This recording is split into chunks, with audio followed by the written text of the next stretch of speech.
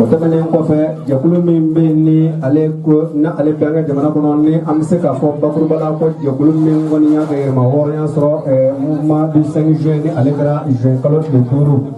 samba flali moga ni ale ko ningira ka se ka jamana ni ga ababulu la tula ko ni ale ka jamana de be sagoy oche docteur Choguel Kokala Maiga mouvement du 5 juin M5 RFP ni ale ko no ka fo jamana be tabulo min kan ni aman chugo don ko jamana ye ko abina bo jamana de umbulo aya tege nyeshi ro kile bora do de flani ni o docteur Choguel Kokala Maiga ye docteur Choguel Kokala Maiga jakulo min ni o farala nyonga watla ni o bala ni o togo dara ko FSD parti politique bi juru be ñoo zora kono o nyamaya o kumbe ala mahinana la sumela sise boloni ale miniji dogora bi mami mbale joro fa anye be mina bi o de docteur Choguel Kokala Maiga ye Amadou Sedou Maiga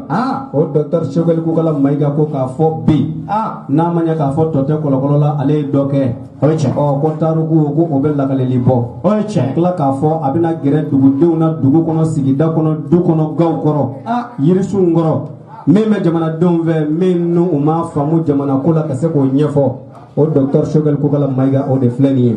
anya fo ka fo ni mbara nzigira singa jekulu mimve aka doga fo jekulu inte parti politique tonyi kulu inte jekulu wore jekulu menni awirete kadaka ni ko awire o ye jamana dewndi o ye sigida dewndi no ye demsani jekulu den angwa mako union des jeunes pour le renouveau union des jeunes pour le renouveau ni ale fo iba numanya ba anga tokoroba mimbe docteur Choguel Kokala Maiga kilife lolum bela jile maye ni mabseka ibulungoni jonuna duna natawla ko barakata boyana jamana kono okmana ameni kene kan kene ngoni sigi me kumina ka tlaga to min ta dala anga nyefo pamana ngana ni yafo abi famu amina munyefo mumefe mumina fo mumina nyininga okmana anyo de fo ka fo nyininga le na ka docteur Choguel Kokala Maiga yani anga docteur Choguel Kokala Maiga bukmadi alema Amadou Sedou Maiga ame jama bela jele fo presse ko be ka isigile to isigiyoro la docteur Choguel Kokala Maiga ni ala sona abe wule ki joka jama fo inshallah kala ka ira jamana mana ka fo ni de ale docteur Choguel Kokala Maiga Amadou Sedou Maiga ame anga presse fene fo actuel media amolo fo ni journal Mali Demain ani radio Sigida Kungan kata fra radio Jigifa ka Sanangoroba ani Akka TV ni ale fana be kene ga mbu fo ka fra kuna fondila warawka ambe bela jile fo kan nalina aywa Amadou Sedou Maiga mogo yi ango ga fo nege kanya tan woro ma temeni sanga bisabaye no 16h30 ko mana baro na damine o barabe wati mina temena kadaga nege kanya tan wolo bla temena ni sanga tan ane wolo bla no 17h17 donc ame kuma di Musa Murokan Bala Watarama ale ka jama bela jile bismillah ninga soroka korofo ka Allah tema docteur Choguel Kokala Maiga fe kuma ambe kuma di dugu dew yere ma ke kuma di demsanu ma min fe Amadou Sedou Maiga ibi soroko o nyefo pro di Musa Bala Watarama aywa voilà Musa Watara président abe mudama ayena na la keraka bismillah président. D'accord, merci. Mo foka wali mandon mo kenen soro nga foli bo bela dele mais ino de jeune pour le nouveau na mawle ko IGR ma tonde bela dele fo a bureau exécutif me kenen ka nga foli wi comité bora kana seano nga foli bo bela dele kati bo be kenen ka mo fo bagina ka bo kenen ka mo fo kala ko be kenen ka mo fo garanti bu ko be kenen ka mo fo ne ko ma be fo abidjan mo sera kenen ka ino de jeune pour le tola mo fo ka wali mandon o temene bugo boy mo do be kenen kan docteur Choguel Kokala Maiga hakilla ne kadui depuis un chip la dom na sigida commune kon nala ka fo kanga ma wole ne ko tnaka ma wore docteur Choguel Kokala Maiga ko so willa kujo muso willa kujo ko Choguel be yoro ulu be no donc ulu mo ko wira kenen kan amu fo ko wali mandon ko ni che u yere o fo ni temene ko ka boy fo li bele ba o be di président Choguel Kokala Maiga ma muna me fo li bele ba dama bi a bɛ niveau min na bi cɛsiri min b'a la ŋaniya min b'a la ani a ye baara min kɛ jamana kɔnɔ ani jɔyɔrɔ min b'a la jamana kɔnɔ k'a fɔ k'an ka tɔn ye ci bila ma k'an ka na baro kɛ ne bolo a y'o accepté k'a fɔ mɛ n'ale ni maa kɛra maa duuru ye ale Choguel bɛ wuli ka na an ka kɔrɔfɔ lamɛn ale Choguel bɛ wuli ka na an ka baro kɛ ne bolo a kan ka fɔ ka waleɲuman dɔn Union des jeunes pour le nouveau bɛɛ lajɛlen tɔgɔ la m'a ɲini aw fɛ a bɛɛ ka tɛgɛrɛ fɔ docteur Choguel Kokala Mayiga a ka faso de ɲumanya ma parce que bamananw bɛ zana dɔ fɔ maaba a bɛ dɔn cogo di maaba tɛ dɔn ni forokɛ ye maaba tɛ dɔn ni fɛsi ye maaba allo maaba président a ka taa voilà maaba ayiwa fo bara pro la président maaba voilà je pense que maaba tɛ dɔn ni bazin maaba tɛ dɔn ni fɛsi ye maaba tɛ dɔn ni nafolo ye maaba bɛ dɔn ni cogo di i ka se maaba ma k'a fɔ k'a ka taa maabaya bila kɛrɛfɛ k'a ka n'i lamɛn kare kɔnɔ ne bolo ni maaba ye Choguel de kɛ a ye tɛgɛ fɔ Choguel a ye tɛgɛrɛ fɔ parce que ne bɛ tile k'o de fɔ il faut donner à César ce qui appartient à César n tɛ karisa fɛ o bɛnnen mɛ mais karisa bɛ kan e yɛrɛ b'a dɔn k'a bɛ kan i b'o dɔn Choguel bɛ cogo min na jamana ko la bɛɛ b'o dɔn donc an ye wele bila ma a nana an ka wele lamɛn a diyara an ye an b'a fɔ ka waleɲuman dɔn ale t'an fɔ an de b'ale fo parce que i bɛ se a ɲɔgɔnna caman ma ko ka sigi kan kɔnɔ ka na ani fasodenw ka kuma a bɛ gɛlɛya sɔrɔ mais ale ko ko gɛlɛya t'a la jamana kɔnɔdenw bɛ yɔrɔ min na ale bɛ yen an b'a fɔ o la ka waleɲuman dɔn k'a bisimila a n'a ka délégation fɛn fɛn nana an ka kɛnɛ kan an b'u fo k'u waleɲuman dɔn donc je pense que foli tɛmɛnen kɔfɛ foli tɛmɛnen kɔfɛ ni ɲininkali minnu b'i la olu tɛ u bɛ baara kɛ ka taa cogo min na ko bɛ nin maître cérémonie bɛ i yɛrɛ fo i ka law la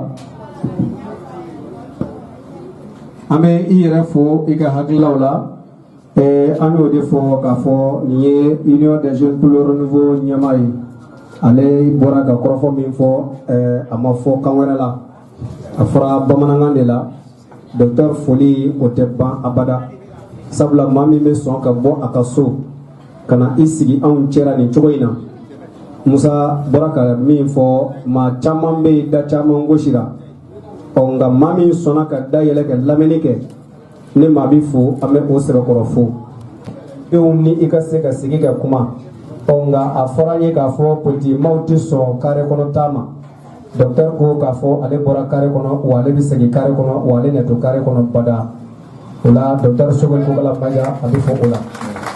a y'a yira fana k'a fɔ ni mago b'a la don o don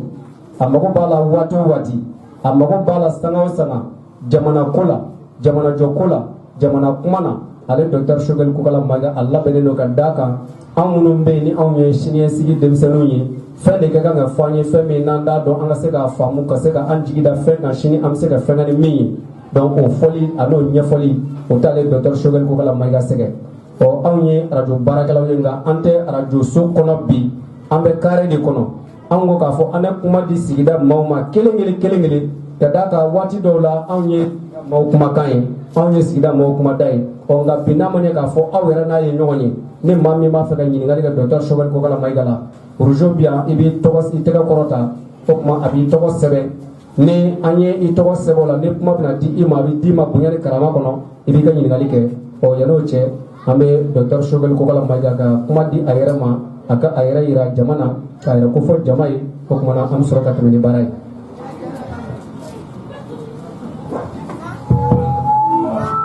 Jama Anoula, Union des jeunes pour le renouveau, coup de jateminɛ de kɛ ko a y'a ye réseaux sociaux kan a y'a ye Facebook kan surtout u y'a ye M5 kɔnɔ ne bɛ min fɔ n bɛ min kɛ u taara n ka discours lajɛ parce que a bɛ n ka page YouTube kan a bɛ san 30 bɔ n ka discours bɛɛ n ka débat bɛɛ a bɛ san 30 bɔ a bɛ n ka page YouTube kan k'ale nana o bɛɛ lajɛ ko min y'a dabali ban ko ne ye kuma min fɔ kunna sini a bɛ san 10 san 20 bɔ k'ale y'a essayer k'a sɔrɔ est-ce que ne ka kuma bɛ fɔ ɲɔgɔn kɔ k'ale ma sɔrɔ ko il y a la constance ko de la ale ne ka téléphone ɲini ko ale nana n ka baro kɛ ko parce que olu ye jeunes responsable de ye olu t'a fɛ ka tugu mɔgɔw kɔ comme ça parce que dɔ bɛna ni campagne surunyana u bɛna kuma ɲumanw fɔ mɔgɔw ye u bɛ wari di mɔgɔw ma u bɛ thé d'u ma u bɛ sukaro d'u ma mɔgɔw bɛ tugu kɔ après u bɛ tila ka nimisa donc ale nana n ka baro kɛ a nana siɲɛ kelen siɲɛ fila siɲɛ saba n'a teriw de nana an ye baro kɛ u taara a tila ka ko ne ma ko ale bɛ min fɛ ko ne n'ale bɛ baro min kɛ n ka so k'ale b'a fɛ ka na carré kɔnɔ est ce que ne bɛ sɔn k'olu tɛ taa salle ta dɛ ka taa salle louer 100 millions kɛlɛ k'olu t'o kɛ parce que olu ye jeunes de ye olu bɛ ka fɛn kɛ modestement est ce que ne bɛ na carré kɔnɔ en plein air n ko a ma ko tɛ baasi ye o ne yɛrɛ je suis obligé ka tugu e ko parce que e de ye n'o ɲini e ma nana wari ɲini ne fɛ o e mana foyi ɲini e nana ka baro kɛ pour ka na ɲɔgɔn faamu de ka fɛn dɔn un jeune qui dit qu'il veut apprendre c'est ce qui manque à la jeunesse malienne aujourd'hui donc ne yɛrɛ obligé len don moralement ka tugu e ko hali ni ko k'i an bɛ taa kungo kɔnɔ ka taa baro kɛ je vais te suivre a ko o tuma n b'a fɔ n teri ye est ce que i bɛ se ka lahidu d'i ma n'a y'i wele don min na i bɛ na n ko a ma ko n'a ye don o don fixé i b'a fɔ n ye dɔrɔn 3 à 4 jours avant n bɛ n ka programme aménagé n bɛ na donc a b'a fo o la parce que maintenant a ka gɛlɛn sisan i ka mɔgɔw sɔrɔ min bɛ wuli a yɛrɛ ma politique ɲɛmɔgɔw ka taa e fɛ k'a fɔ ne bɛ ka comparaison kɛ an t'a fɛ an ka fili tuguni mɔgɔ minnu tugura ne ko n t'a fɛ k'u bila fili la n b'a fɛ e de y'i ka baro kɛ o don n ko a ma que ne ni politique ɲɛmɔgɔ caman min bɛ ne ni olu bɔ ɲɔgɔn na i ye fɛn min fɔ k'i y'a lajɛ san 30 kɔnɔ e ma contradiction sɔrɔ ne ka kumaw la o ye kelen mais a filanan hakilibaw minnu bɛ ne la ne b'u sɛbɛn o i y'a dɔn n'i ye fɛn min sɛbɛn i bɛ se k'a fɔ sini k'i ɲinɛna kɔ mais a sɛbɛnnen don mɔgɔ si tɛ ɲinɛ a kɔ n ko problème ba min bɛ mali kunna bi o ye kɔrɔnfɛ kɛlɛ ye min y'an ka jamana tiɲɛ n bolo ne ye san 6 kɛ ka hakili jagabɔ kɛ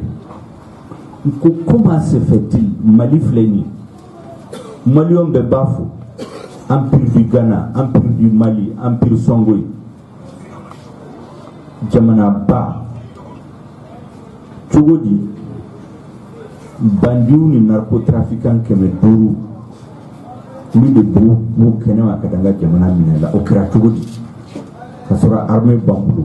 tɔgɔ banna cɛw b'an bolo n ko fɔ n k'a ɲini k'a dɔn parce que c'est comme bana min b'i la n'i ma analyse kɛ ka sɛgɛsɛgɛli kɛ k'a sɔrɔ bana ye mun ye i tɛ se ka furakɛ o mais ni mɔgɔw girinna comme ça a bana de b'a la u bɛ Nivaquine d'a ma u bɛ aspirine d'a ma u bɛ farafinfura d'a ma u bɛ fɛn bɛɛ d'a ma mais u t'a dɔn bana min b'a la a tɛ furakɛ o de bɛ Mali la ko crise bɛ Mali la mɔgɔw gɛrɛnna ka taa accord sɛbɛn ko accord kan ka appliquer u ye san 2 de accord ka appliquer san 6 de filɛ nin ye accord bɛ appliquer kɛlɛ kun bɛ Kidal a jiginna ka na Gao ka jiginna ka na Mopti région la sisan jiginna ka na fo Segu ni Kayi région la ni bɛ fura kɛ bana tɛ ban fura bɛ d'a ma bana tɛ ban donc i b'i jɔ ka hakili jagabɔ kɛ o de la ne ni n ka parti ɲɛmɔgɔw don u b'a fɔ ko professeur Isaka Sigari an ye san 6 kɛ an taara bibliothèque baw la ne yɛrɛ taara Faransi b'a fɔ ma ko la grande bibliothèque de France livre minnu sɛbɛnna Mali kan a bɛ 100 bɔ 100 ni mugan exactement an y'u bɛɛ kalan min kɛra Mali la mun de bɛ Mali la bana jumɛn de bɛ Mali la c'est comme ni bana b'i la i bɛ taa dɔgɔtɔrɔ fɛ u b'i bila ka taa radio kɛ i bɛ taa prise de sang kɛ i bɛ taa scanner kɛ k'a bɛɛ lajɛ pour que k'a dɔn tigitigi bana jumɛn de b'i la an y'o de kɛ an ye livre fɔlɔ min kalan a kun sɛbɛnlen don 1878 livre laban 2018 o kɔrɔ ye 120 la fɛn minnu sɛbɛnna kɔrɔnfɛ kan an y'a bɛɛ kalan k'a lajɛ mun de bɛ Mali o de la ja an nana faamu kɛlɛ in min de b'a jukɔrɔ parce que min bɛ fɔ mɔgɔw ɲɛna sanfɛ ani minnu b'a jukɔrɔ o tɛ kelen ye donc pour que a kana n'a fɔ k'an y'o fɔ dɔrɔn da la an y'a sɛbɛn livre kɔnɔ livre in bolen pour que a ka se ka feere 10,000 o de y'a paye n kuma n'i y'o kɛ maliyɛn si tɛ se ka kalan an ma a kɛ ka wari ɲini an y'a kɛ dɔrɔn ka maliyɛnw lafaamu donc n ko imprimeri ma o tuma aw ye impression kɛ a bɔra joli ça coûtait combien a ko normalement imprimeri dɔrɔn livre o livre 2,000 de don ko donc a y'a feere maliyɛnw ma 2,000 de don an ye baara min kɛ san 6 kɔnɔ o ka kɛ un cadeau pour les Maliens pour que Maliens se faamu papier minnu dɔnna livre a y'a feere o donc Ouattara n'a ye ne fɛ ne y'o kelen d'a ma ko a ko k'ale bɛ taa kalan a y'a kalan n tilala ka livre fɛnɛ d'a ma parce que fɛn o fɛn n'a mankan cayara Mali kɔnɔ ne bɛ n sigi ka hakilijagabɔ kɛ n'i y'a faamu n b'a sɛbɛn yarɔ mankan caman bɛ sen na 2018 mɔgɔw bɔra ko Faransi ka taa ka bɔ yen manifestation anti-française fo Macron bɔra ka an ka président wele fo France o waati fana la ne ye livre dɔ sɛbɛn o tuma min de b'a du kɔrɔ pour que Faransi président bɛ bɔ ka an ka président bagabagali mun de b'a du kɔrɔ fana faamu u y'a sɛbɛn livre dɔ kɔnɔ fana di Ouattara a y'u kalan a seginna ka na ko ne bɛ min fɛ n b'a fɛ e ni Mali jeunesse a ka gɛrɛ ɲɔgɔn na e ka jeunesse la parce que a y'o de Nelson Mandela a bɛ to ka fɛn dɔ fɔ ko un peuple qui lit un peuple qui gagne ko jamana o jamana ni jamanadenw bɛ livre kalan u bɛ kalan kɛ ka ko faamu o jamana a bɛ gagner n'a taara litoro de tila a bɛ gagner donc a ko ne ma e bɛ k'an kalan ne ni e ye kuma min fɔ hakilina min b'i la ani hakilina min bɛ union des jeunes pour le nouveau responsable fɛ n b'a fɛ e yɛrɛ ka na an ka baro kɛ e k'i hakilina fɔ n ye ɲininkali min b'a fɛ an k'o f'i ye an ka daminɛ ni comme ça an bɛ to ɲɔgɔn bolo an bɛ to ka ɲɔgɔn da lajɛ an bɛ to ka kuma n'a mago seri la waati o waati an b'i wele a kɛra Bamako a kɛra Kati a kɛra Bagineda an ka base bɛ yɔrɔ o yɔrɔ la i bɛ se ka taa n ko a ma ko n bɛ se ka taa a ko k'u b'a daminɛ ni Bamako de n ko alhamdulilayi n bɛna donc bi réunion in a bɛ kalo 2 bɛ n bɛ k'a préparer donc aw b'a fo ka association ɲɛmɔgɔw bɛɛ fo tous les responsables parce que a ko ne ma que lui il est simplement un envoyé lui ne peut pas décider hali o réunion ko ale kelen se ka décider fo ka taa fɛ to ye n'u sɔnna don min na a bɛ réunion organiser donc a b'a fo k'aw ka responsable fo a filanan ne ɲɛ bɛ assemblée min na bi denmisɛnninw ka ca yan bi dɔw de bɛ se k'a fɔ ni politique mɔgɔw don a bɛ minnu bɛ votable de ɲini denmisɛnnin caman bɛ yen n'u ma se vote ma dɔ bɛ yen olu ka se vote ma minnu ma se vote yɛrɛ ma olu de ka ca mais o diyara n ye kosɛbɛ parce que c'est eux l'avenir du Mali n'u commencera ka dun sisan ka mɔgɔw lamɛn ka ko faamu yan'u ka se 18 ans 19 ans 20 ans 30 ans ka se responsable o b'a sɔrɔ olu kalanlen don c'est eux qui doivent diriger le Mali demain donc n'u nana réunion ninnu la ani IGR ɲɛmɔgɔw an ka baro kɛ dɔnniya min bɛ ne na n k'a fɔ aw ye aw ka taa comparer ni mɔgɔ wɛrɛ ta ye pour que a ka se ka hakili sɔrɔ aw yɛrɛ ka se ka décision ta o de ka fisa ni mɔgɔw kana fɛn di mɔgɔw ma n'aw y'o jateminɛ kɛ Macron qui est France président. Allemagne, c'est le pays le plus puissant en Europe. Monsieur de Bagny Moual, Angela Merkel. Mitara Amérique, c'est ça. Obama qui est président. Nous bénions ta kele. Nous m'en faisons ta niwariyo. Nous n'avons pas de faute jamana déon. Ni aye fanganta ambe jamana barani togodia. Odra mugo tugruko. Umata forage jo kata fendi mugoma. Parce que ni be fangani otaka barayo. Ni mugo bana fendi mugoma dugukono. Oyo ko hakili shwendi. Ça veut dire que wari debe utiliser ka fangani. Ni fangan sorola ni togola ti jamana jo. Abo maraburu. Kata Ponjo, Kata Kolonsi, Kata Forajiki, c'est le rôle du gouvernement. C'est le rôle des ONG. Mais nous avons quel oulila, Kabake, Naya ke fils billah. Mais Naya ke pasabe fangan de nini, Naya fangan soro. Wari min dora fenu la wari de soro foro. Akatlaga bari. Ni mɔgɔ min t'o faamu i bɛ t'i kun fɛ o i ta ye Amérique jamais i ta ye France i ta ye Chine ko responsable bɛ n'a fɔ k'ale bɛ nin kɛ k'a bɛ nin kɛ k'a bɛ nin kɛ mɔgɔ tɔgɔ a bɛ n'a fɔ ye n'i ye fanga ta n bɛ nin de k'aw ka jamana kɔnɔ n bɛ taamasiyɛn kelen d'aw ma pour k'aw k'a faamu 2018 ko président taara tournée la Sikaso n ye budget kɛ kɔfɛ ko tournée bɛnna 500 millions ma tile fila million 500 o ye tulonkɛw ɲɛnajɛw dumuniw cortègew garde corps minnu kɛ o kɛra Segu o kɛra Buguni o kɛra Kucala o kɛra yɔrɔ caman n'i y'u bɛɛ fara ɲɔgɔn kan kalo kɔnɔ san kɔnɔ o se ka kɛ miliyari 1 miliyari 2 mais o waati la i bɛ taa o docteur Gabriel Touré la scanner tɛ sɔrɔ or scanner kelen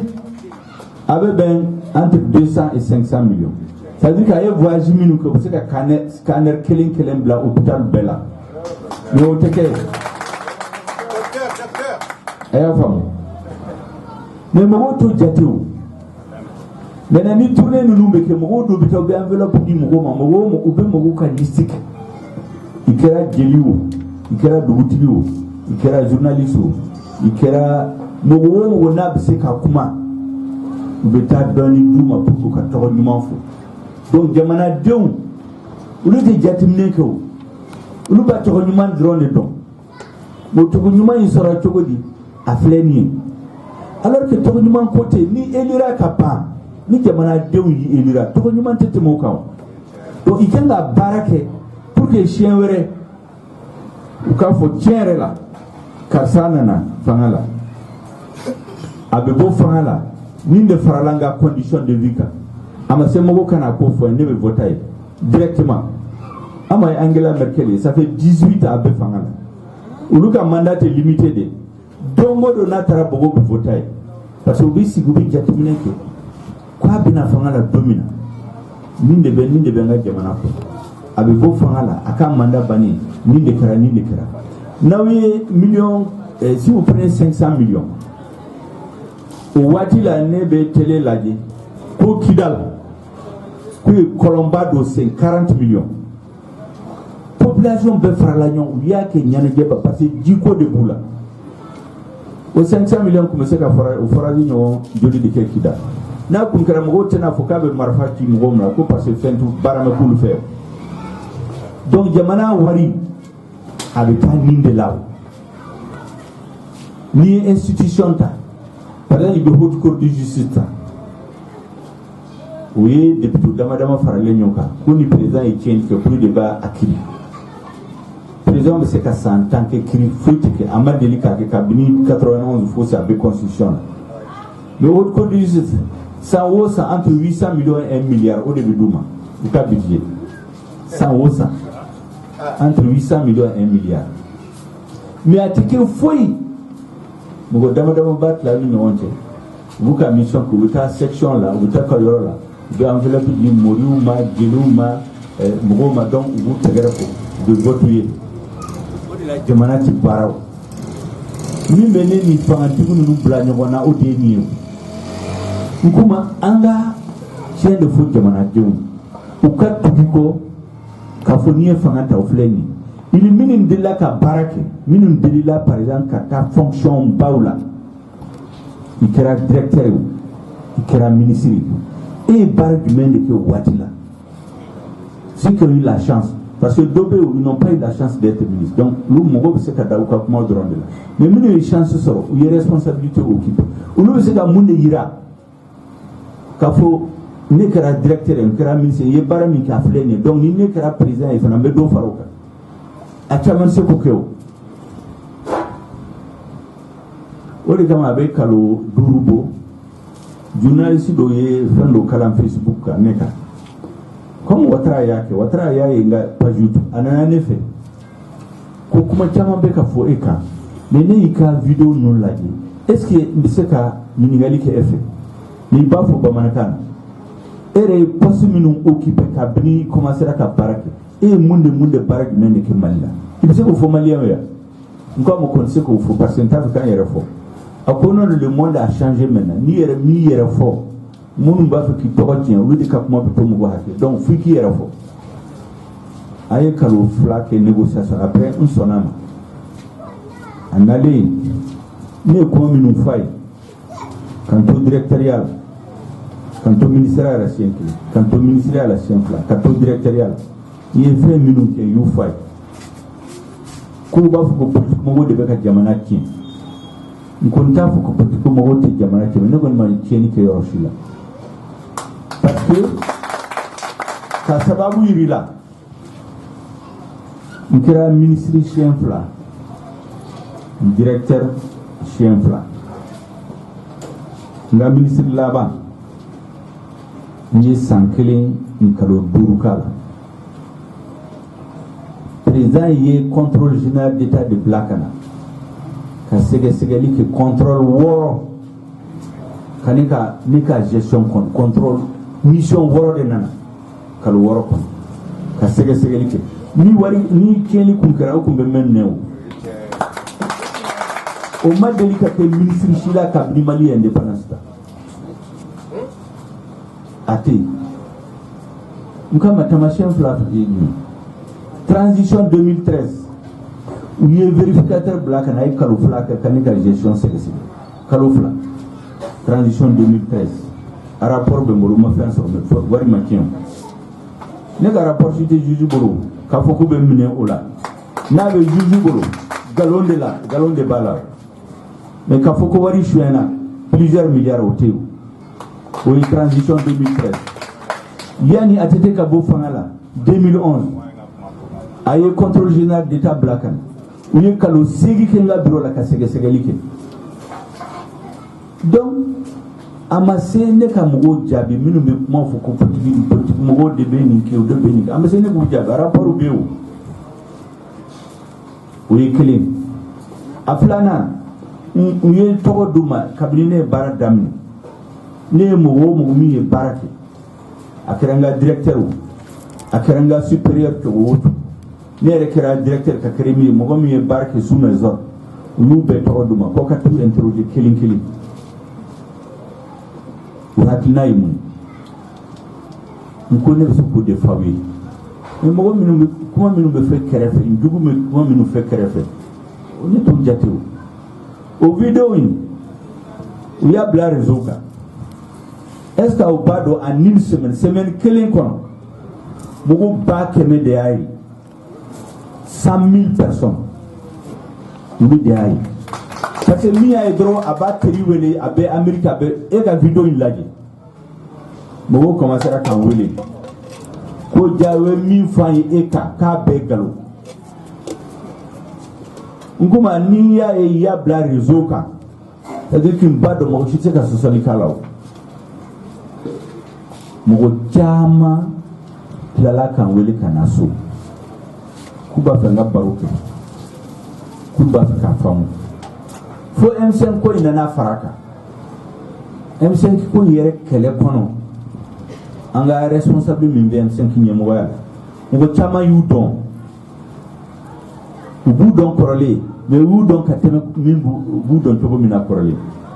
o fana la mo chama na nambara ay baroke ko sobe nkuma ka wuli ka M5 kelenke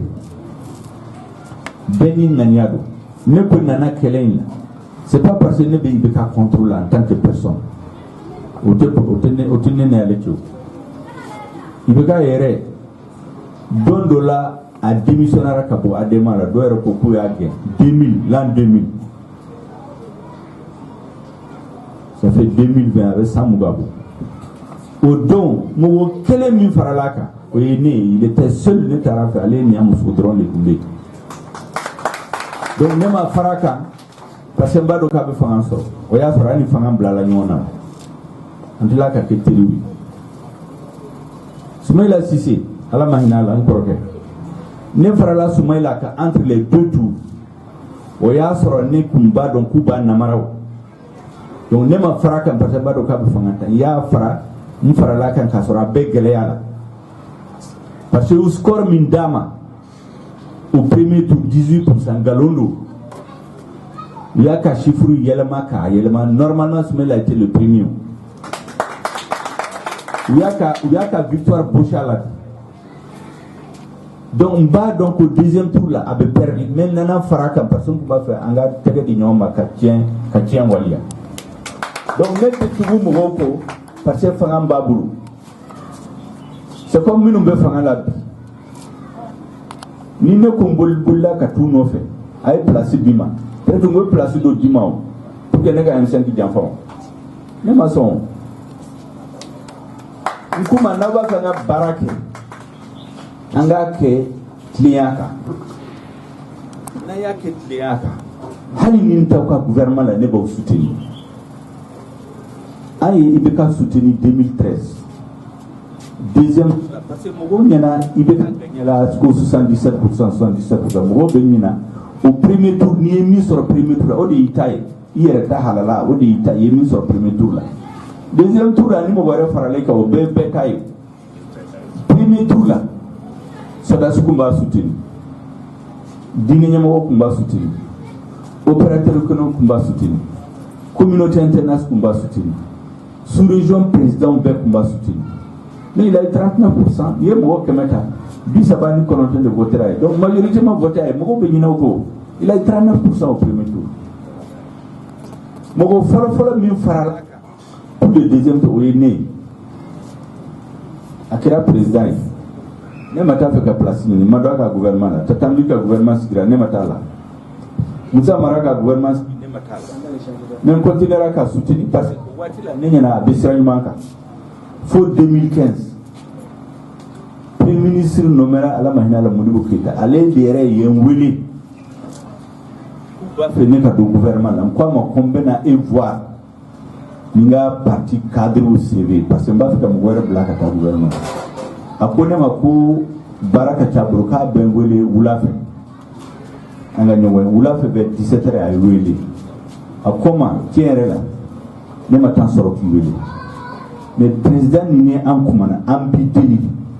e rekana ta fika parti mo gore kana e rekana parce que ba ka franka kan dem donc ne dona gouvernement ni to godel il y a faut tien chama verodo ne ma CV di ma boli afi ay barake sankini ni clanche barakona la amanyon fam ça sera yoro dola ya famu tigi kube siramika ani aya soutenu ni nganyani ontekele inko kumba ye ka fay ni sankeli ke ka rendez-vous ni amaso nganyo donc alaba ne kuye gouvernement porte-parole au wati kuma la cela face à yoro dola koron fait kele inda gestion la accord d'Alger à Waliali il y a décision d'autre ni a fouillé peñana ko président rebelle nu ye marfa mugu ci malion ka malion fa ka minni nu mase ka soro kelela ou ma soro négociation la anga gouvernement de beka mali jamfa ka duma jukro o mani akoma odon okuma bana kaneto gouvernement porte-parole donc prémisse n'allait qu'à tourner la parce que à New York à tout papier présent qu'on est capable de foutre là comme on sait parce que fait une waliara j'enfant de l'autre sang et enfin donc on est en phare donc au coffre il y a parti de pas réuni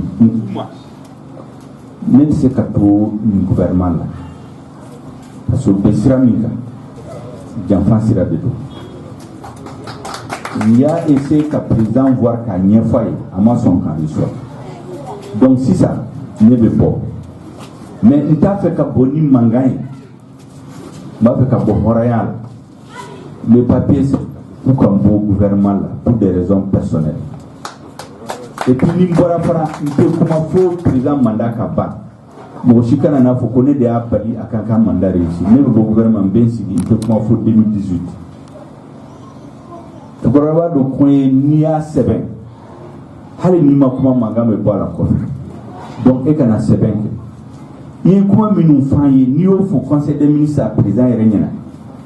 Quand là qu'il faut quitter ta porte-parole sur cette question. Alors c'est qu'à paraître que nous les règles oui. Amassé qu'à démissionner. Yani dogo confla nous mi boy démission effectivement dogo kelen ko fait prévisi amele ku yere manima ko ne bora gouvernement comme alhamdulillah au don kwama monsieur le premier ministre chief la de moro ka yesi ma yani ngabuka pro chief folo ka efo chief la na ka président parce que awe ne wele kanike ministre anga maliya e million muga ni mo mi wele ka ke ministre o bonya bado yi donc awe mbonya ala ka mbonya aflana nene awma benkola mais ala deli à la fin tien ka to aw fait c'est-à-dire nga do ko ne de filaw no kera o kay malima menete kuma fo manda ka banete ndado kuma no chifla de fay ka boka bureau la mbara ga bureau la 16h 19h ne passation ke parce que nenga ko la nenga minam la ba menao ne bara ga bureau la 16h 17h 19h ne ministre wele nenga passation tenta ni simple la ke makuma oraya la parce que ne ko kuma o do mo ko mena fo ja bara fa bara aba ministre droit nana ka président sans flaquer makuma. Pour l'élection sera 2018. Et nous avons qui présenter président contre l'Afrique à Fomuna. Donc,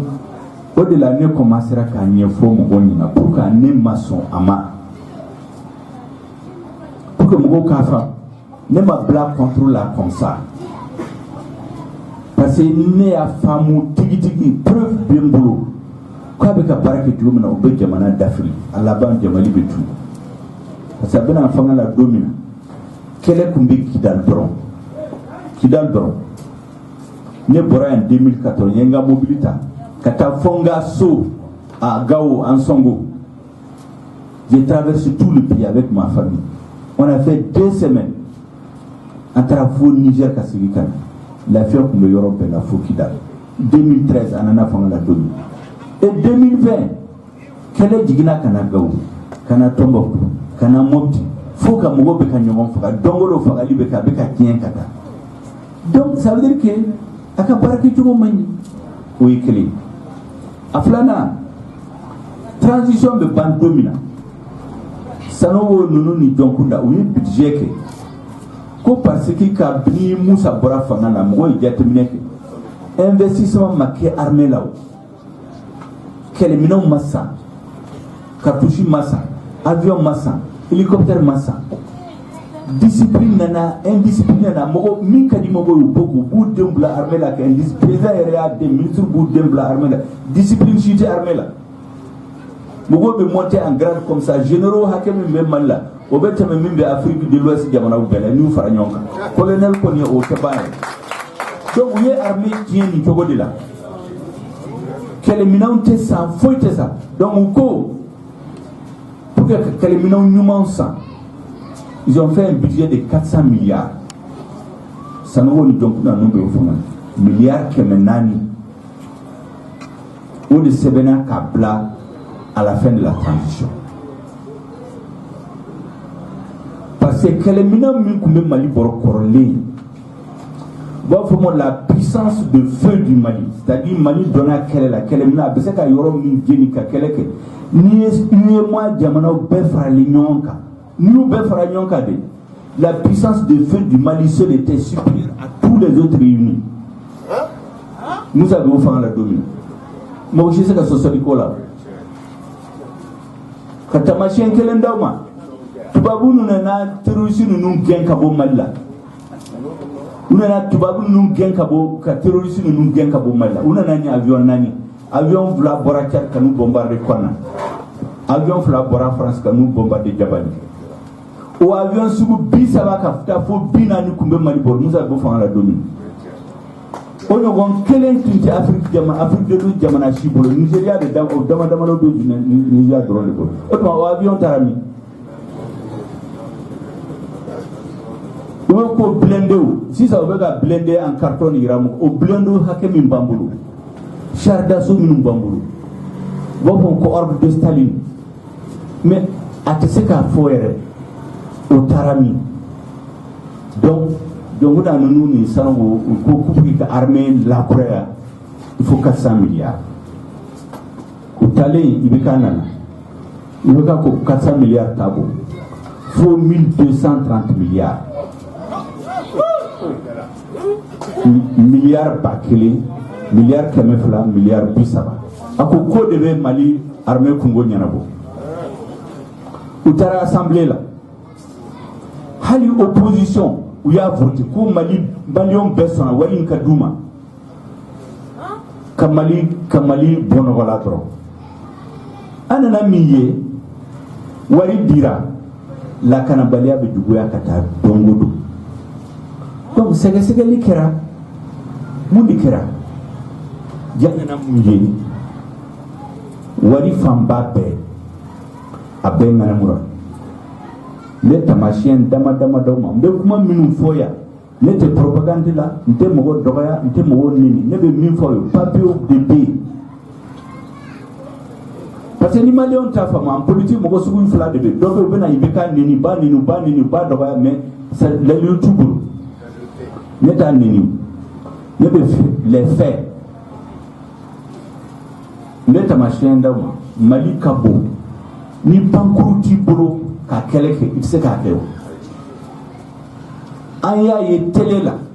2017 2018 anana avion do ira ne hélicoptère do ira Mali fa télégraphe ko kele sisa ko Mali jugu sisa ambetu nyinu be yoro ambetu ci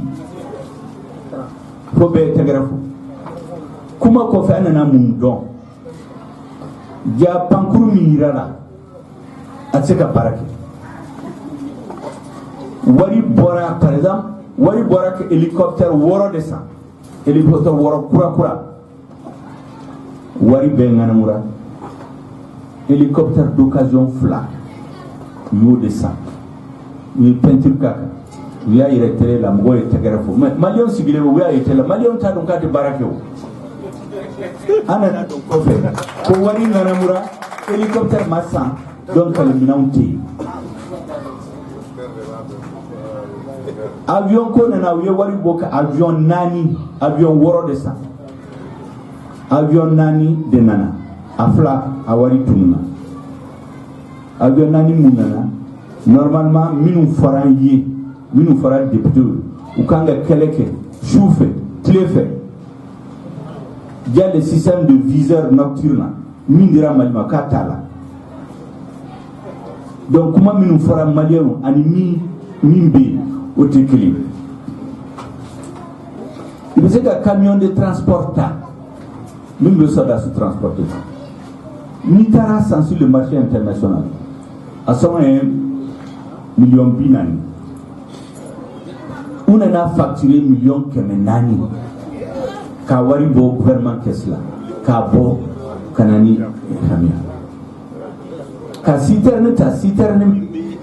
ji ani pétrole ta kata bi sordasuma dobe million mugani saba million mugani du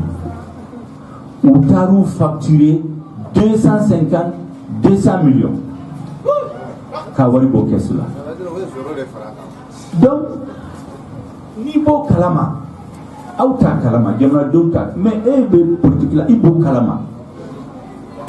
il se ka sira flata ibi taminala ibi mako ou ibi fo ka fo ko ne masoni fangama fo ni fanga yakataka bui ni ene bla ibe ka contre la odeni fenwerete ni na aywa président docteur Sogel Kokala Maïga donc ni mo bena fawi alnyana ni na mo min be place ni de ne ma bla contre la place ko la amena hal minum be fanga la bi ne te son ka barake to ma place côté ou ka barake to de mani ni ka barake to mani ibe barake hakki shuanka ite sharia batu ibe galontige ala se ka baraka bi ka baralaw donc pour ka famu o de ne do M5 law o de kama place ko kele nana ka se place ko la mo shi manda ya law est-ce que mo ya me ko ne tarakati su ka place ni mata parce que kuma na ba fanga aga jamana bar ay na nga sigi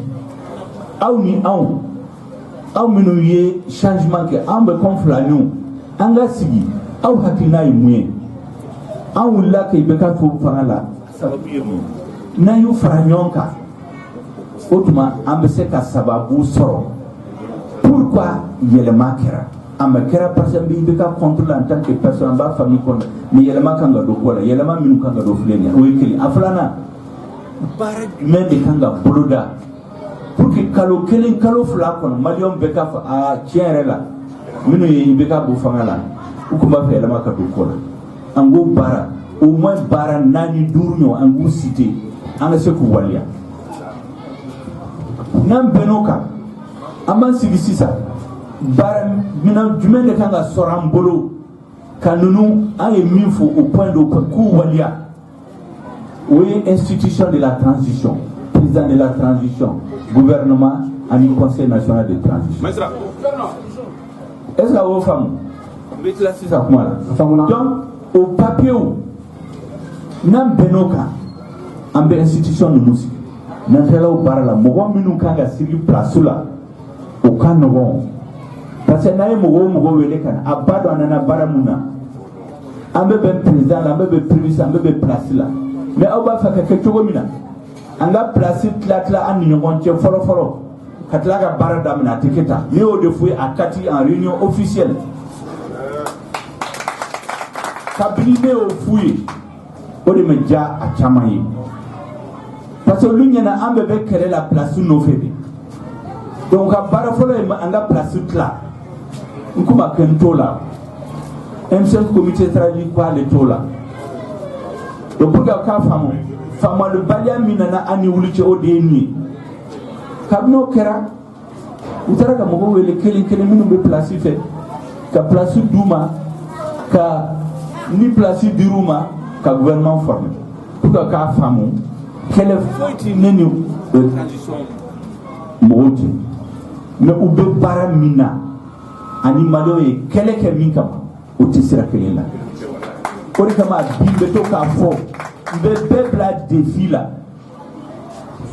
an wula ko be ka bo fangala u ka kele point kele u ka irana minya na bora u tika irawo abena na ke place ko de donc pour ka famu ne ga barake to de ni hakto bala sallallahu alaihi ni ngali be minu fe ay ni ngali ke mbaw gabi baro ne be ka mi fa be filmer lendo donc abita réseau ka galo shita la jele do tala clair. Merci bien. Merci docteur Sogel Kokala Maïga Amadou Yere Fo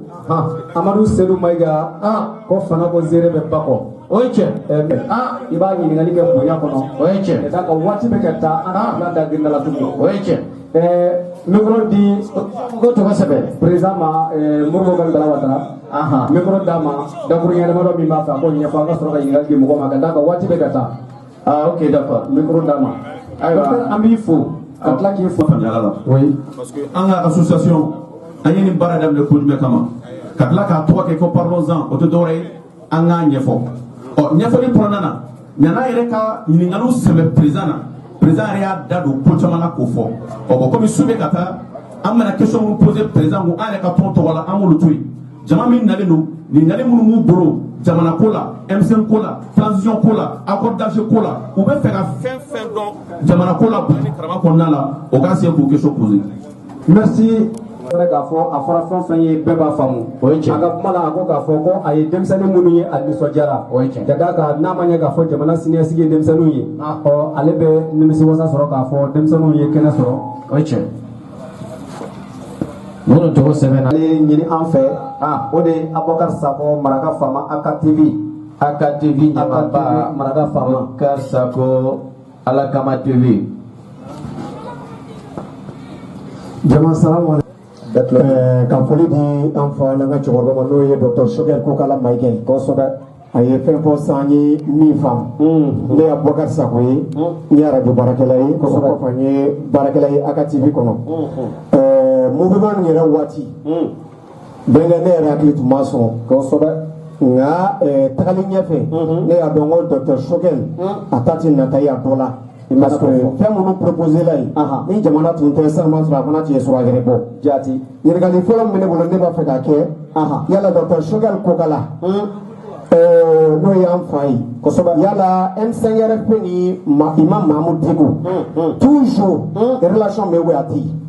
parce que ɲininkali kɛ yɔrɔ dɔ an ti bɔ dunun kɔrɔ k'an kɔnɔ fɔ ɲininkali gɛlɛn o ye ɲininkali fɔlɔ ye ɲininkali filanan an y'a ye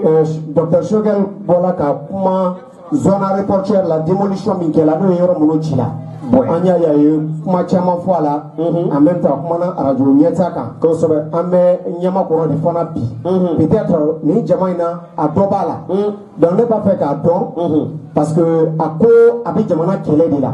ko bilala ou baara b'a la k'a k'a ko kan wa cili dabila la wa walima baara bɛ ka kɛ cili la hali n'a y'a sɔrɔ cili dabila la mɔgɔ minnu bɛ yen ni olu kɛla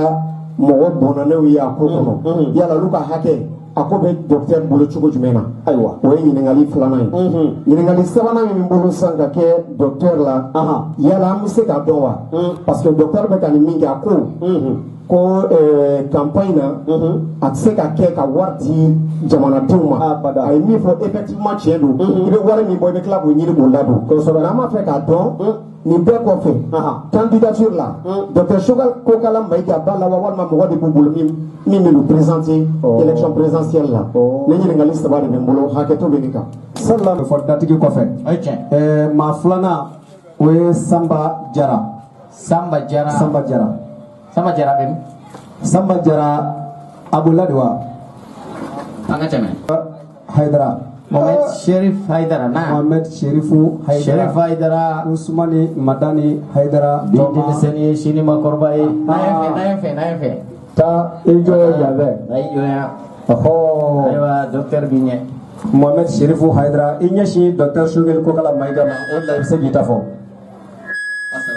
n'a y'an bɛ dɔɔnin salamu alaikum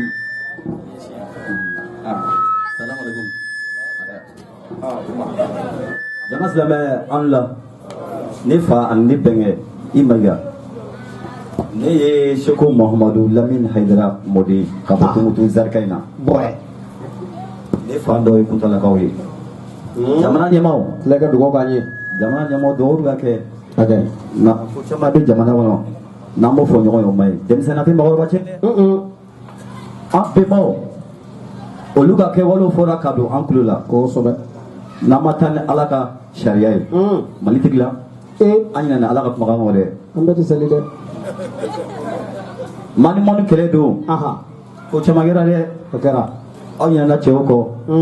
aw ɲinɛna cɛw kɔ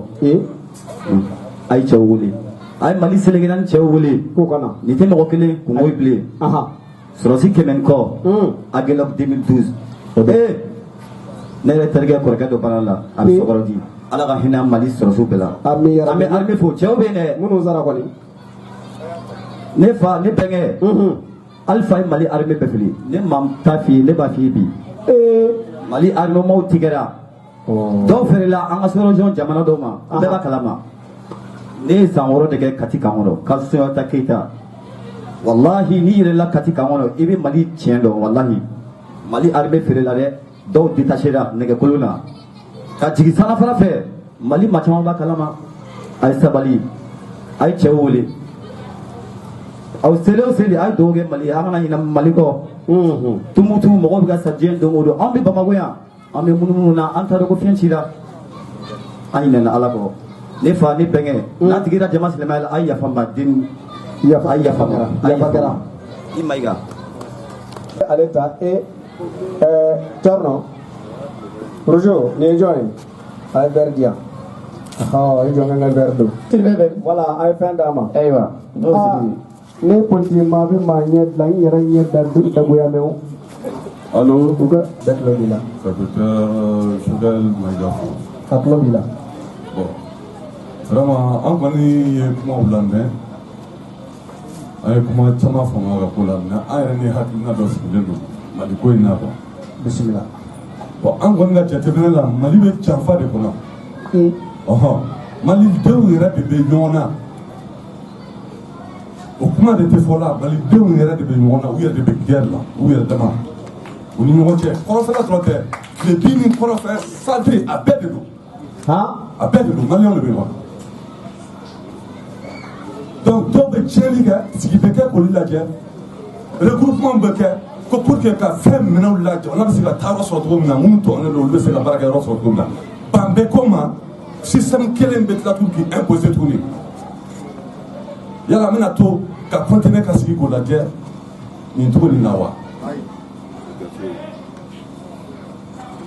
Minnu bɛ tiɲɛli kɛ k'u dɔnnen don, olu tɛ bɛnna n'a fɔra tuma bɛɛ ko changement bɛ kɛ o mɔgɔ kelenw de bɛna intervention kɛ tuguni k'o changement récupérer k'i sigi n'o ye ka mɔgɔ tɔɲɔ ka continuer n'o ye bɛɛ sigilen ɲɛ b'o la fɛn tɛ fɔ ko dɛmɛbaga dɔ b'o olu mɔgɔw la ko dɔ b'u kɔkɔrɔ k'u dɛmɛ donc n'an tora tan i ka kuma fɔlen don dɛ Mali bɛ tugu na parce que fanga min b'i la don dɔ la ka kilo 100 ta ni tɔgɔma ma dabila don dɔ la i bɛ dɛsɛ kilo 5 kɔrɔ. O ye tiɲɛ. Donc Mali bɛ taa n'o sira de fɛ. O ye tiɲɛ fɔ. Maliyɛn dɔw bɛ fɛ ka jɔli kɛ dɔw tɛ dogolen don an cɛ ma minnu bɛ ka jamana détruire fɛɛrɛ tigɛ. Mɔgɔ sirannen mun ye ka sigi k'u lajɛ o baara la o tɛ se ka bɛn o de tun bɛ ne fɛ ka fɔ. ayiwa maa naaninan min ye maa duurunan ye an tɛ sɔrɔ ka kuma di président Choguel ma ni o ɲininkaliw kɛra ka d'a ka waati bɛ ka taa an b'a kɛ ten ayiwa Madu Tarawele Madu Tarawele ok docteur ye kelen k'an ye bi an ka foli bɛ Choguel ye kosɛbɛ a tulo b'i la a wulila ka na n denw ka baara lajɛ kosɛbɛ a diyara Ala ye a diyara n ye an bɛ dugawu k'a ye a bɛ fɛn min nɔfɛ Ala k'o k'a ye Ala kana kɔli fɛn jira a la Mali kɔnɔ yan amen kuma dɔw bɛ a y'o fɔ jamana yan an y'o mɛn ka kɔrɔ an y'a sɔrɔ tiɲɛ don waati mɔgɔ tanu dɛ i kɛ wale i bɛ taa n'o de la donc Choguel yelen ne denw ka kɛnɛ kɔnɔ bi a diyara ne ye a bonyana ma fo ka taa dama tɛmɛ ne fa to ten n ka foli b'a ye bi n ka foli b'a ye sini wa n bɛ dugawu k'a ye sankɔrɔta Ala k'o d'a ma fɛn o fɛn b'a jigi Ala ka kisi o ma kuma wɛrɛ tɛ ne fɛ nin kɔ an bɛ dugawu kɛ Choguel ye salamu aleykum wa rahmatulahi nin ye dugawuba ye merci Mayiga an b'a fɔ ka waleɲuman don a ye baara caman kɛ jamana in kɔnɔ kosɛbɛ pour que i k'a dɔn Choguel ye baara kɛ minnu t'a fɛ n'u ye sɛgɛsɛgɛli k'a ka baaraw kan e sigilen bɛ i bɛ k'u lajɛ i bɛ nimisi wasa dɛ Amadu Seydou Mayiga jamanaden caman ye nin fɔ ko Choguel Kokala Mayiga waati min na ni M5 kɛlɛ b'a a 12 la ko a yɛrɛ bɛ nin bɛɛ la ko jamana wari sonyɛnen b'a bolo walayi o y'a fɔ fɔra o y'a fɔ dɛ ja malidenw t'a kalama k'a fɔ Amadu Tumani Ture Ala ma hinɛ n'a la ko ale ye verificateur bila ka taa Choguel Kokala Mayiga ka baarakɛyɔrɔ sɛgɛsɛgɛ wa anw filɛ k'a mɛn nin kɛnɛ in kan yan bi an yɛrɛ ye kunnafoni dilan n'anw y'a fɔ mɔgɔ kuma fɔ ko radio mɔgɔw y'a fɔ ko Choguel ye dɔ d'an ma ko fama dɔ ye ka b'a la ka n da ye même k'a to M5 la sɛgɛsɛgɛli caman kɛra a ye baara daminɛ ka se bi ma baarada fɛn fɛn na an yɛrɛ y'a mɛn dɔw da sɛgɛsɛgɛ ko Choguel yɛrɛ bɛ nin na sisan ko sɔnna ta ka sɔrɔ kɛra M5 ma waati jaw y'a sɔrɔ sɛgɛsɛgɛlikɛlaw bɛ yen wa anw t'o kalama o fɛnɛ mɛnna yan o ko Choguel kosɛbɛ jamana ɲɛma n'a ka di ye i ka Choguel bila baara min na bila la n y'a lajɛ depuis a tilala kalan na ka baara daminɛ fo bi a ma foyi a ye min kɛ k'a fɔ fɛn min bɛ jamana sigi Jeliba Mayiga attention micro d'a ma attention kana fɔ a ma Jeliba de ne y'a ti kɔrɔbɔrɔ kan mɛ Abubakar Sako kama question fɔlɔ yani M5 RFP ni Diko bɛ cogo di i y'a dɔn n'i ye Diko ka kuma fɔ bi dɔrɔn mankan bɛ wuli o kuma kɔnɔ minnu bɛ Diko fɛ u bɛ tɛgɛrɛ f'i ye minnu bɛ Diko fɛ u bɛ bin i kan k'i dɔgɔya ko pour que n ka Diko buruja ne tɛ mɔgɔ si buruja n tɛ mɔgɔ si tɔgɔ tiɲɛ o de kama n bɛ to k'a fɔ jamanadenw ye n ka débat la ni débat nana s'il y a un débat d'idées ne bɛ n ta fɔ a la s'il y a un débat sur les événements n bɛ n ta fɔ a la s'il y a des débats de personnes ne tɛ da dɔn a la n y'a tɛ do débat de personnes ne kɔni bɛ min dɔn Diko kun y'a fɔ M5 ye k'ale bɛ se ka misiri la mɔgɔ caman y'a fɔ k'a y'o fɔ i bɛ ka binnen ko u t'a kalama a y'o fɔ le 21 juillet 2020 o y'a sɔrɔ i bɛ ka mɛn bi caman kun t'a kalama a ye M5 délégation ba dɔ reçoit a ka so o don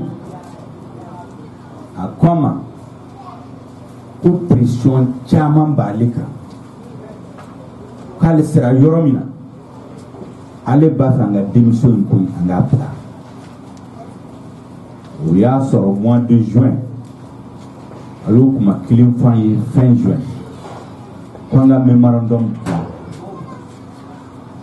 k'an ka IBK démission in to yen an ko a ma o don an bɛ démission to yen condition kelen la parce que IBK yɛrɛ c'est pas le problème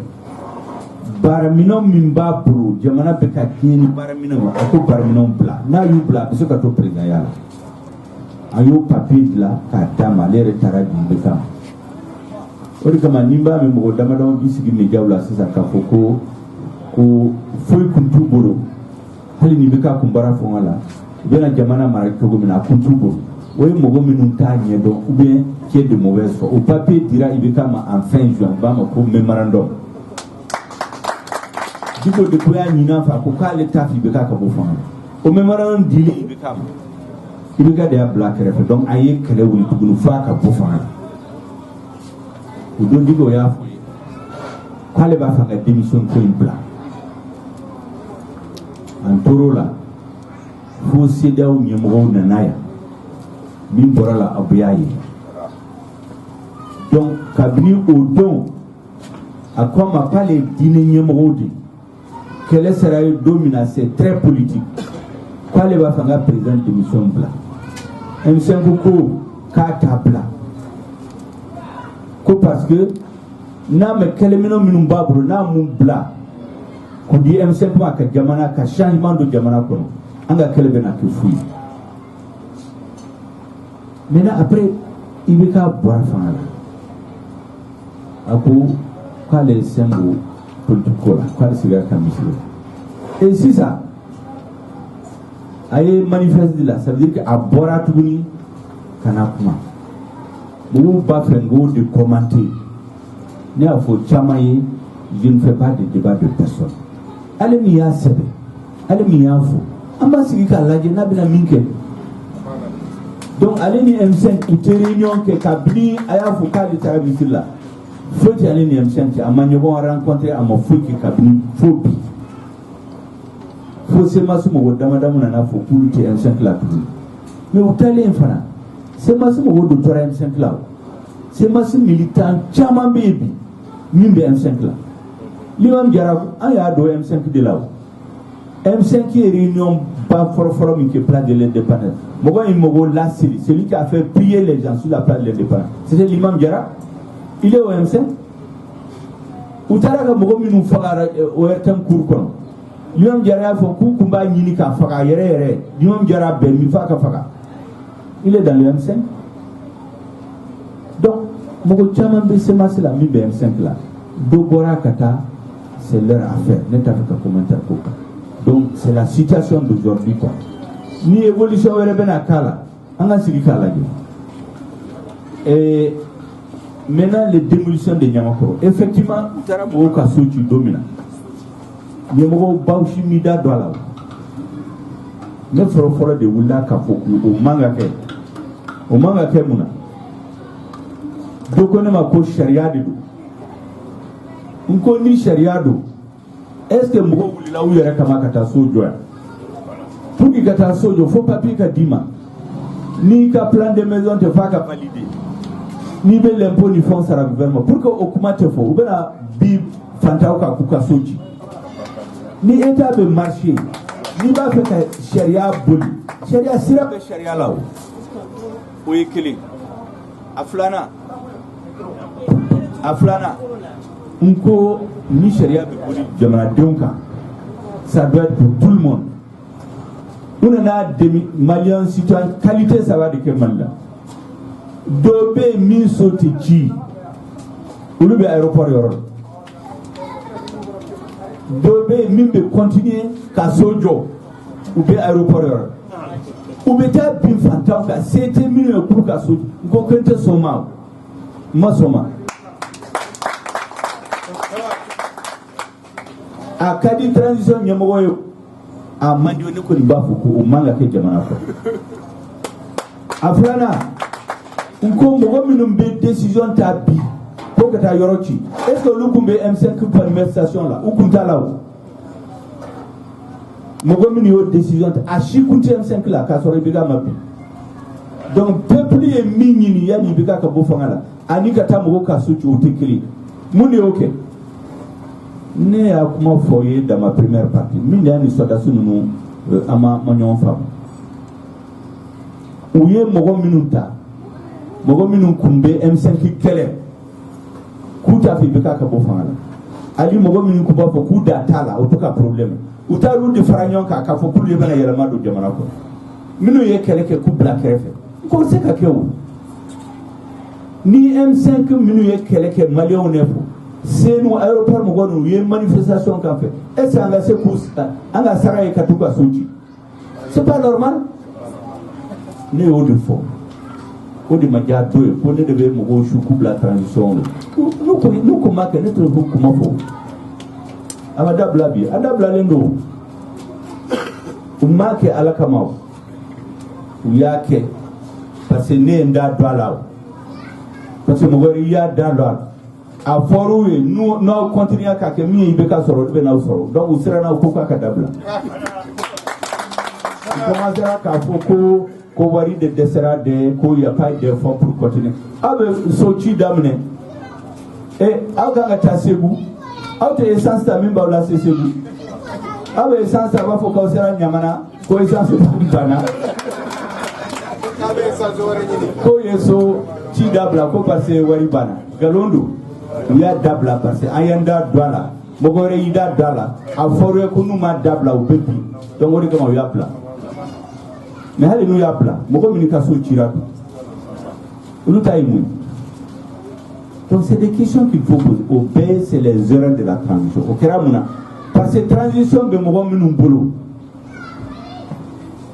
kele keramu kama u konta don mi keram malab.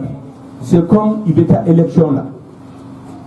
Il y a une campagne il y a un candidat, il y a une équipe de campagne. Après l'élection gagnée. L'élection, il va faire bon. Nous avons vraiment un barque malion bétola, avec braquerefe. À cas opposant, nous avons une campagne qui contrôle avec un d'État. Coupe la crefe, coupe un programme Walia. C'est ce qui s'est fait au Mali. M5 de Kelen, oui. M5 de Afo Jamana don Torala, ni de manga ke male, ni de kanga. Aba M5 black refe. Abuta Mogota, minnu ko k'u t'a fɛ vidéo b'an bolo dɔ bɛ bi gouvernement ni fɛn ninnu la minnu y'a fɔ k'olu t'a fɛ M5 ka sira sɔrɔ u t'a fɛ IBK ka bɔ fanga la aw bɛ taa ninnu de fara aw kan ka na M5 janfa k'a fɔ Baraka dɔ bɔ baara Baraka se ka don baara la o baara o baara n'a sigira janfa ni nkalon ni sariya sɔsɔli kan a tɛ ka ɲɛnabɔ CNT filɛ nin CNT tɔgɔ yɛrɛ M5 de y'a di papier minnu dir'u ma a b'a kɔnɔ ka mɔgɔ 121 d'a kɔnɔ o banga papier de la mais olu t'a dɔn y'a kɛ kun min na u y'a bɔsana olu taara sigi kan kɔnɔ ka mɔgɔ wele kelen k'u tɔgɔ bila a kɔnɔ mɔgɔ minnu ye campagne kɛ contre le M5 CNT majorité mɔgɔ minnu b'a la u mɛ kɛlɛ kɛ M5 nɔfɛ M5 mɔgɔ damadamaw de b'a la mais majorité t'u bolo a filanan olu ye sariya min ta ko jɛkulu de kan ka tɔgɔ di jɛkulu 19 jɛkulu si ma tɔgɔ di o olu de ye mɔgɔw ta kelen kelen k'u tɔgɔ da la donc c'est illégal et illégitime n'i y'o kuma fɔ u b'a fɔ k'u bɛ contre la an t'u contre la donc so ci u y'a dabila u m'a dabila ala kama u y'a dabila parce que u sirannen don donc mais ne bɛ min f'i ye u ye fantan minnu tɔɲɔ k'u ka so ci fo jaabi ka don olu fana ma parce que mɔgɔw bɛ yen u ma se minnu ka so u ko k'u sara u ka so ko min bɛ b'a la u b'a ye u ma se u ka so waritigiw dɔ bɛ yen minnu ye wari di peut-être u ye wari u ma se u ka so u ye fantan minnu ka so ci fo ka jaabi don fana ma il faut k'u dédommager en tout cas si ils sont justes et c'est comme les martyrs mɔgɔ minnu sara est-ce que a bɛ se k'a faamu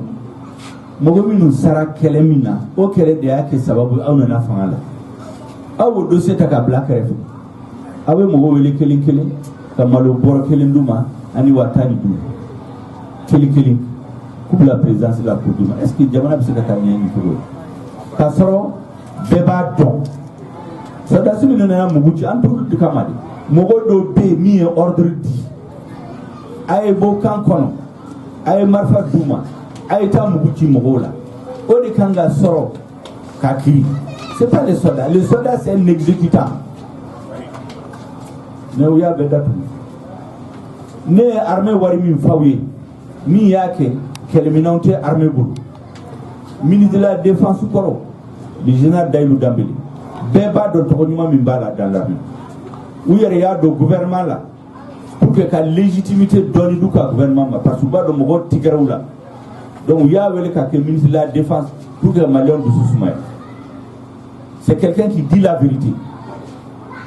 il n'a pas peur de ses hommes c'est un homme de terrain c'est pas un démagogue a y'a fɔ députéw ɲɛna Bulkesi fɛn kɔfɛ a taara fagali kɔfɛ k'ale taara k'ale yɛrɛ malo la kɛlɛminɛnw tɛ sɔrɔdasi bolo dumuni t'u bolo hali ji gansan o t'u bolo donc mɔgɔ minnu ye wari ŋanamu kɛlɛminɛnw ma sɔrɔ dumuni ma sɔrɔ sɔrɔdasi hali n'u sara u bɛ fosse commune tɛ k'u k'a la mɔgɔ minnu ye wari ŋanamu an ko o kiri ka bila table sanfɛ a kuma tɛ se est-ce que an bɛ se ka sɔn ma mankan wulila parce que u ye élection ŋanamu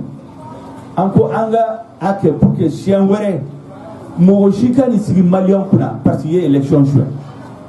donc an k'a kɛ élection ka kɛ élection transparente siɲɛ wɛrɛ u y'i ban o fana ma donc an n'olu bɛ se ka bɛn cogo di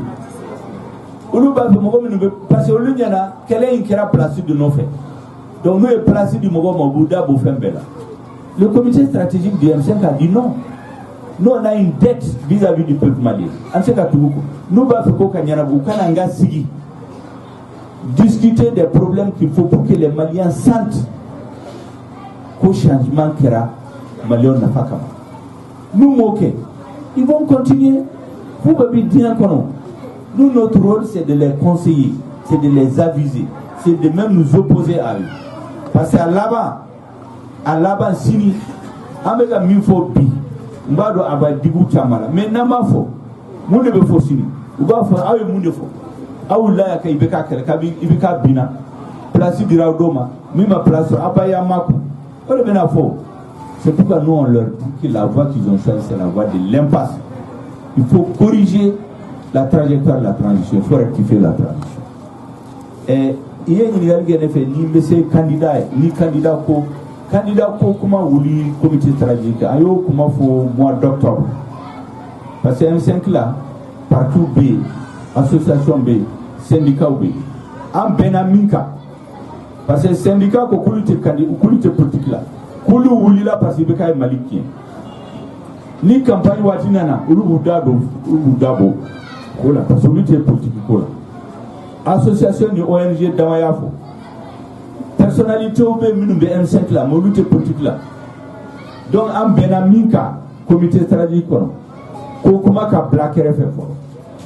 Anga keleke, pour que y ait le marque sur la transition. Parce que ni de la transition, nous y a pressé, kake. Ou bien à Chorodien, à quelle transition, watila, à quelle élection va tout bien coffre parce que banami ben malila miya que coup d'état kera 2-3 fois non mo bana furake hali na yo fanga were sibi asika jamana baro e mo ko ni wari chuen na mo mene kukiri a chama be wari babugul ubo wari de taka campagne ke na ka mo sa tuguni kana fanga yelma dona ko la yelma manaw mo ko be mi ka soro juge fait bi normalement pour répondre le be campagne là les présidentielles. Donc, M5 comment Black fait pour na wati sera M5 be candidat Kelin Tao ou bien M5 qui va faire date élection là ou bien ou fera nyon ka candidat Fla Sabata na wati na débat beke ni résultat mi bora be boka fo malien mais bibina ayo comment Black fait encore il faut d'abord et tartine mi mbamboro fango ango avale follow ni transition comme il y a une élection, tu fais bien. Donc on se bat pour rectifier la transition. Et ma mère Chérif Haïdara, il a dit la vérité, c'est-à-dire l'armée n'est à faux le Mali. Il y a une vidéo Kamala. Le Mali a été victime d'une trahison. Où est Mali Djanfa? Il y a un État, ni État ou État, ni Amérique, ni Russie, ni Chine, ni France, tous les États. L'État, c'est deux caractéristiques, la force et le droit. Jamana nous ni président ou président nanana, aka bara foro et moins, kaka armée, kado fara armée fanaka. Macron Fleury a la domina. Sur les 5 prochaines années, il a augmenté le budget de l'armée de 30%. Ayaka voit du fort qui est hors de la France. Anaka soit sous voir au Mali. Amérique président Korom Mbora. Dès qu'il est venu, il a augmenté le budget de l'armée. Russie, la même chose. En Chine, il sait qu'un président, Nima Sananike a dirigé la commission de défense. Pour que l'armée qu'un problème ou bédon, parce qu'une nation c'est son armée. Un État qui ne peut pas assurer la sécurité de ses citoyens ne peut pas être un État légitime. Amen. Malila, président de l'armée qui Mogo de Befagoko pour Timogo de Galon, pour Timogo Shida de l'armée Kola, ne tira gouvernement la chien fla, armée Kokuma te faut conseil des ministres là. Avec président Kélé, n'a qu'à mise la défense, à nous soldats sous Nimogoche. N'a qu'à oulu de Kangani, Binigari Kanga Koulou de feu. Ça ne va demander à tout le monde. Ne offre soldats sur vous. A nous rencontré Katidon de la Oukama pour Timogo de Maliki. Ko oye comment il me faut dans la rue. Celui qui est responsable ne doit pas parler comme ça. Cheniba Mikera Malia, c'est l'armée. On a perdu notre souveraineté parce que l'armée a failli. Qui est responsable de ça? C'est le président et les chefs militaires. Pourquoi président du soldat signé mon milieu tchénique? Pourquoi autour les caniniers gouvernement? Avec Oulika Foko Benodo. Chaque fois qu'on dit que c'est tout le monde là, ça veut dire qu'on ne peut pas régler le problème. Il y a des responsabilités. Ceux qui ont détourné l'argent, ceux qui ont signé les marchés, ils ont leur nom sur les papiers. Ceux qui ont validé ou donné l'eau, Il y a des audits à rapport au pays. Si ça gouvernement ils vont poursuivre les audits. Audit qui rakaba. Alors le dossier d'adresse du justement au Kawele Kelenkele. Auto ke. Awa va faire nyonga ka place là nous monter. Ne compta là. C'est pourquoi depuis que j'ai compris leur façon de faire, on en a placé au mandat de la personne bas donc on a barakama. On en a placé des places là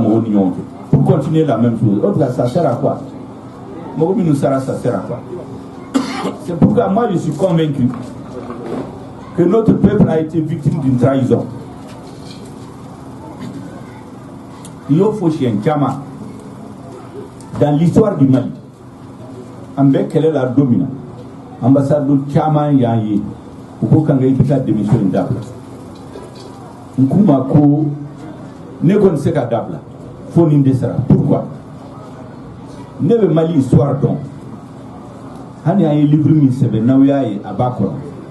depuis l'empire du Ghana. Pour que c'est l'empire du Mali, pour l'empire Songo. Chaque fois que Djamfan Kera en haut au sommet de l'État, Djamana Binadien quoi. Chaque fois c'est la trahison au cœur du pouvoir avec les ennemis ont eu le dessus sur la nation.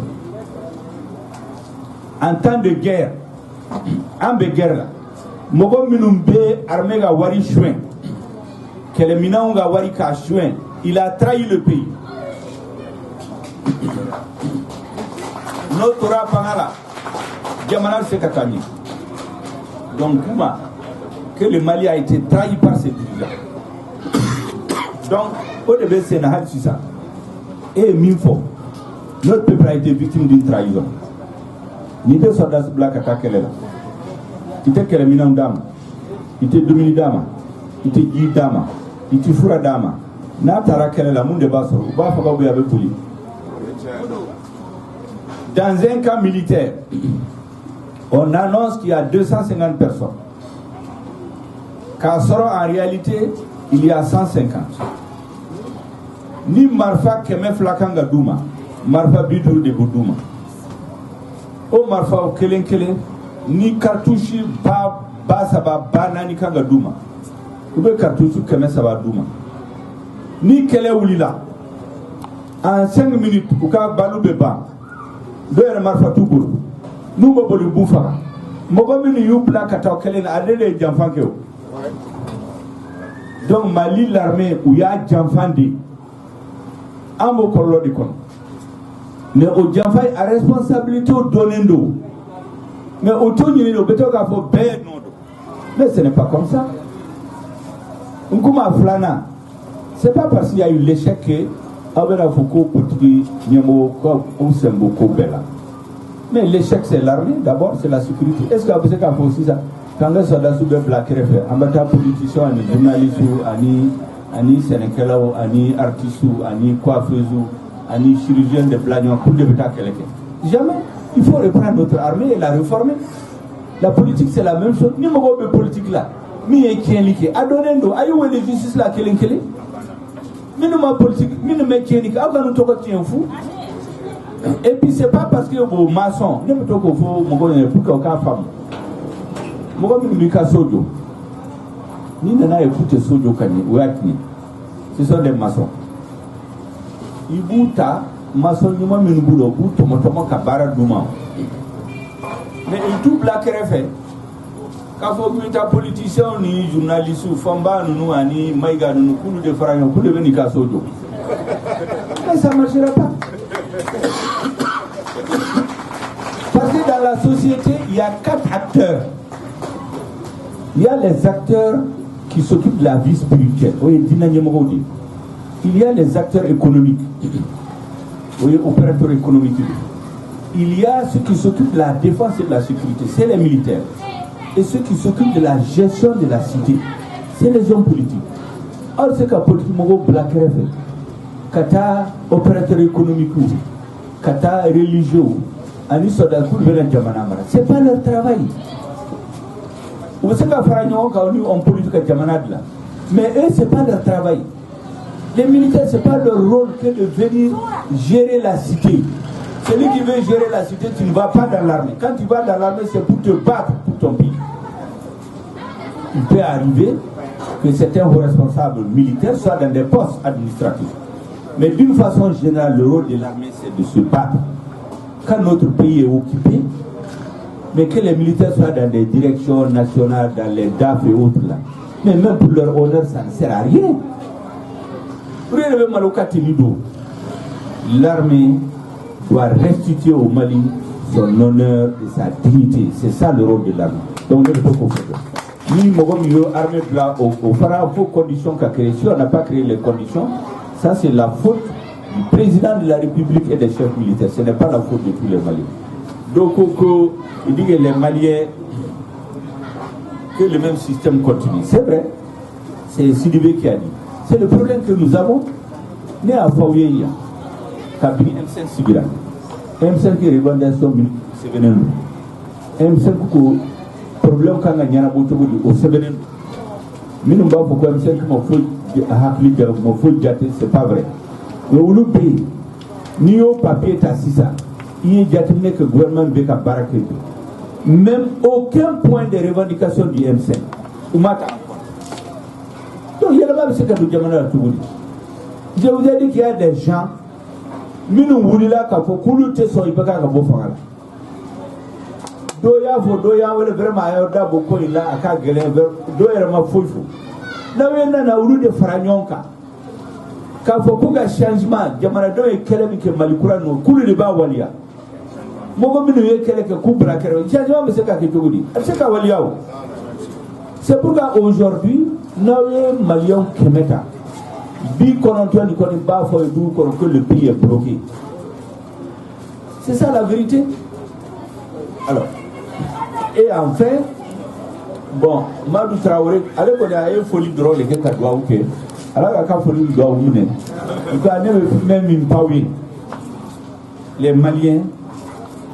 est Oulikado. Nama Oulikado. Mon cité n'a pas n'a pas placé. Ne veut mieux faut Maliens. Angana jamana jini angana mogo faka n'a fɔra mogo ka bɔ sini ni M5 ye mogo wele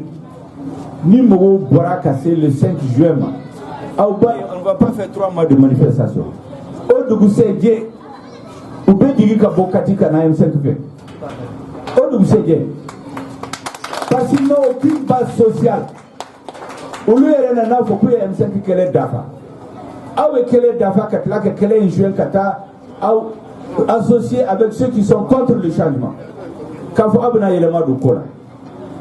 Donc, ne pouvons faire une fouille d'ongodo. Je reviens là-dessus. Il faut rectifier la trajectoire de la transition. Ou Kassigi Kana, ou l'UNIM5 Kassigi, Kalaye Yelema Dwe de Kangodo Jamanakon. Nous, dans 2 mois, Malion Bebena pour le changement de Jamanakon. C'est pourquoi j'ai toujours interpellé le président de la transition. Parce que n'a pas dit que allez droit Saliba me kale kakola. Il y a ce qui togomina masigi franimanka. Mais kabina yo fo antemna kakola. Toutes les autres institutions sont illégitimes. Il faut qu'il prenne ses responsabilités. Il faut que les forces du changement et les militaires s'assoient pour parler, pour réorienter la trajectoire de la transition. Nous marquons, nous faisons nos familles. Les mêmes causes produisant les mêmes effets. Pendant la transition, pendant les élections, ou après les élections. Géléa Minkoumé Mala Ibekatlela, ou Géléa Kilé Mbetala jusqu'au prochain soulèvement des Maliens. À la Ganchola. Ambe Douavouké. Yann Yangassian Souli, Ambe Douavouké. À la coupe la Sranmanka. À la Hakimandouma. On dit un homme se tromper. C'est pas ça qui est grave. Refuser de se corriger, c'est ça qui est grave. Tout le monde peut se tromper dans la vie. Ils ont pris la mauvaise voie. Mais si ça que la transition est bloquée, il faut qu'ils retournent en arrière pour se corriger. Nous marquons. Demain, parce que nous avons il n'y a aucune solution. Ils seront dans l'impasse obligatoirement. s'il ne faut pas de changement de la territoire, Merci, docteur Choguel Koukala Maïga, à tout pour maman, docteur T. Nous avons docteur Koroba de Mala, à Migro di Balama. Président Ambi Fou qui voit Mandon, qui a une délégation de la Gilée Fou, Ambi Migro di Union des Jeunes pour le Renouveau Niamama, Noïjia Balaï, Aka Maou Lapla, Amba Foé Kafo. Nimbarai mami nye nimbarai sigi senka no union des jeunes pour le renouveau ani uga produit ko radio sigida kunga me ni ale sigile be nyama kora ka fara radio jigifa ka ni ale be sanangoroba 104.5 ani actual media ni ale fenete media dogole ka ta fara aka tv mo freka ni ango mabo ala kama tv o tamane ko fa ni an yogo ambaraga yogo ni oye journal mani demain ale ka fara journal si wero ka ansira ka muno to fo amase ka muno to fo mal flash fana be kana ka mal flash amu fo wala mando ka docteur Choguel Koukala Maïga fo ala ka jamana joli hakli yuma di awon dem saluma ka daga kuma min ne abeka bo o daniye ka fo awye ala ka famille ko ma di awma ame aw fo merci. Donc, papa, il faut que vous maintenant. Mais il faut que c'est le président de Choguel Koukala Maïga. On a voulu la Djanani, Ama pour Kawali Mandon. Ani Mama Nana Kerenga, mon peuple pour Kawali Mandon. Puis on a Tosso, pour qu'on a Tosso. Ah, mais, président a fait Chomina. Angan Chess Rangela Jao, Angan Sebo Jamanakola. Ok, Namara de Jonan de Missouri. Ma Nikelita Jamana. Ah, there is a woman Jamana. Don't go to Yoma. Je les ai invités ardemment à changer la trajectoire de la transition, à venir discuter avec les forces du changement pour que notre pays reprenne la véritable voie du changement pour lequel des Maliens se sont mobilisés, ils ont marché, d'autres sont morts. L'espoir des Maliens ne doit pas être détourné, ne doit pas être assassiné par la mauvaise compréhension des problèmes politiques, par la mauvaise compréhension des problèmes historiques, par la mauvaise compréhension du sens de la lutte du peuple malien par les militaires. C'est ce que j'ai. Alors, vous avez beaucoup insisté sur la mauvaise gouvernance, la mauvaise gestion. Alors, est-ce que vous pouvez revenir un tout petit peu sur ça? Non, j'ai expliqué simplement que les raisons pour lesquelles on a demandé le départ d'IPK, ces raisons sont assez entières. La lutte contre la corruption et la délinquance financière, nous ne voyons rien. La lutte contre l'insécurité, l'insécurité est en train de grandir. Les martyrs, les citoyens qui sont tombés pendant la lutte du M5, on ne parle plus de leur procès. Vous avez le Conseil national de transition, un organe illégal et illégitime qu'on a imposé aux Maliens. Il est toujours en place. Et enfin, vous avez les élections. Rien ne nous montre aujourd'hui qu'ils vont organiser des élections transparentes. Tout est fait pour encore détourner les élections, pour imposer aux Maliens des gens que les Maliens n'ont pas choisis. Ceux qui ont de l'argent, ceux qui ont pillé le pays, c'est certains d'entre eux qui vont utiliser l'argent pour acheter les gens, pour frauder et reprendre le pouvoir. Donc la lutte du M5 n'aura servi à rien. Que Dieu nous engage et nous n'allons pas l'accepter.